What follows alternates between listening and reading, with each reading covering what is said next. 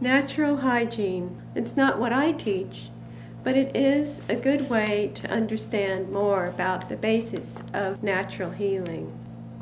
It's become an overall or catch-all term for treatments and systems of health and beliefs of health that are as different as night and day.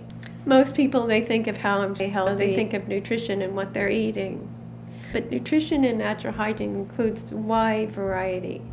Includes how much you might rest, whether you exercise, a lot of things. It involves the air that you breathe, the water you drink, a lot of different things. And nutrition is not the most important piece of it. You know, nutrition is as important as many things, but so is drainage. Nutrition and drainage, what you put in your body and what you put out, what is eliminated. That's really important in the elimination process, and the lack of, because the bodies are so overwhelmed with so much trash. What will keep you healthy is removing that cause of disease. What is the cause of disease? The one cause that natural hygiene says it all goes back to is toxins in the body. As the body gets more and more toxic, it can less and less cope with whatever it's confronted with, the work that it needs to do. And that's what's happening for most people, that the toxic conditions are so great that their body cannot eliminate those toxins. And that is a cause of disease. What will keep you healthy is removing that cause of disease. So if toxins in my body are the cause, then what about germs? Can't they attack you and make you sick? You know, well, now germs in the body reacts very different in the body, which is in the peak of health, and might not phase someone at all who's in the peak of health, and another person's body might handle it very differently. And so germs alone, and medical science will admit this, germs alone are not what causes one person to get sick and die, and another person to get sick and get well, and so on. And again, it's about how much toxins you have in your body, whether your body systems are impaired, and how much so. So if you have a hangover, what does that feel like? You know, a hangover feels to me like a flu. Isn't that kind of like a flu? You know, you're queasy, your head aches, your head pounds, you might throw up, you feel feverish, you might have a fever. It feels like a flu, and yet we know that it wasn't a germ that caused that. Well, same in many ways, and when you understand about it, you can really see how that could be.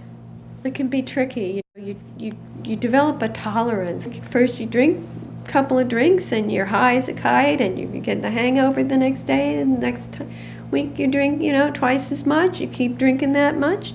You think, oh, I'm a healthy person. Health and natural hygiene is not the absence of disease purely, because you can be in the absence of disease and be drinking plenty, drink every day, and it seems like you're not sick, but you have a tolerance to those things. What about when you smoke a cigarette?